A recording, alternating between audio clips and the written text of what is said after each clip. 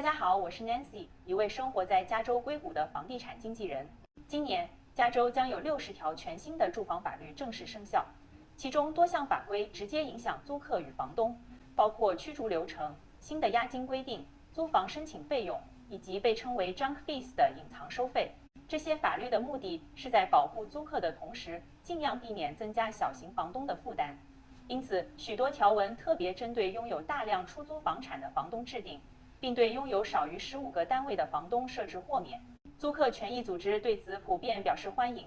但他们同时提醒，只有租客真正了解自己的权利，新法律才能发挥实际效力。湾区东湾非营利组织 Central Legal 的 La Raza 的租客权益主任律师 Sam Beckett 指出，加州租客与房东之间一直存在严重的权利不对等，而这些新法规是缩小这种差距，减少租客被剥削的重要进展。然而，加州公寓协会 California Apartment Association 的政府事务执行副总裁 Deborah Carlton 则强调，法规越多，成本越高，离开租赁市场的房东也会越多。那么，2025年最重要、最直接影响租客与房东的法规有哪些？根据 KQED News 网站提供的信息，我们总结了下面这些比较重要的信息。首先是信用评分新法规 AB 2724，信用分数在租屋筛选中占据非常重要的角色，但对于许多租客来说，若缺乏长时间信用记录或稳定债务付款，要建立信用并不容易。AB 2724在4月正式生效后，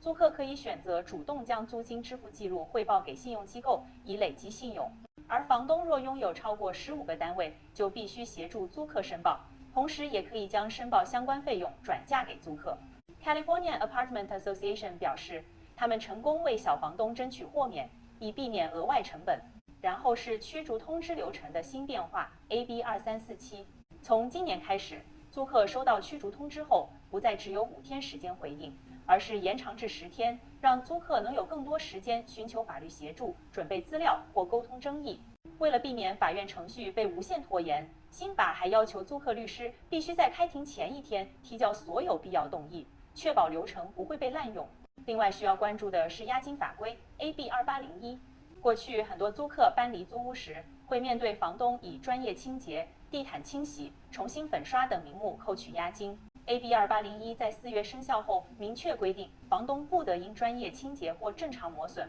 wear and tear 扣押金，除非是为了修复严重损坏。来自东湾租客组织 East Bay Alliance for Sustainable Economy 的组织者 Betty Gabaldon 分享了她的经历。她在同一间公寓住了5年，搬走时，房东不仅拒绝退押金，还要求他支付专业地毯清洁及重新粉刷费用。他提出抗议后才拿回押金。他认为新法规能减少类似争议，但前提是租客必须主动维护自己的权利。他说，法律在那里，但租客必须使用它们，它们才会发挥作用。另一方面，房东协会对该法规表达担忧，认为若租客造成严重损坏，房东需要有足够证据。新法要求房东必须提供逐项扣款明细、书面理由，并附上入住前、入住时、搬出时、维修后的4组照片，以便在小额法庭中获得支持。此外，今年另一个更新的重点是针对隐藏费用 junk fees 与申请费用 application fees 的全面监管。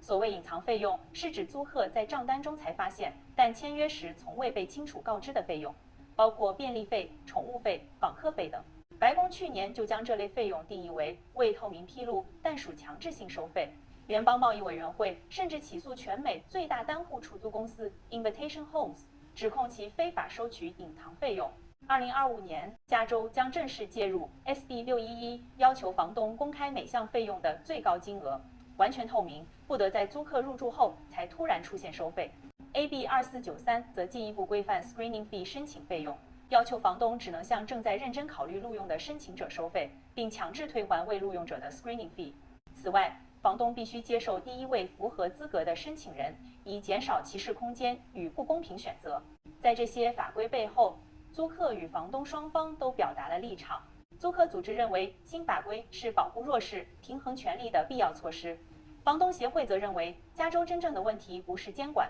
而是住房供应严重不足。Deborah Carlton 总结说，如果加州有足够住房，我们就不会看到这么多法案，这是我们最大的挑战。整体来看，2025年的新法规正在重新塑造加州租赁市场。租客需要熟悉自己的新权利，避免被错误收费、非法扣押金或不当驱逐。房东则需要理解并遵守这些法规，以避免罚款、诉讼，增加经营风险。未来租赁关系会更加规范、记录化、透明化，也需要双方共同适应。如果你想要一份2025房东合规 PDF checklist，欢迎联系 Nancy 免费索取。我们下期见。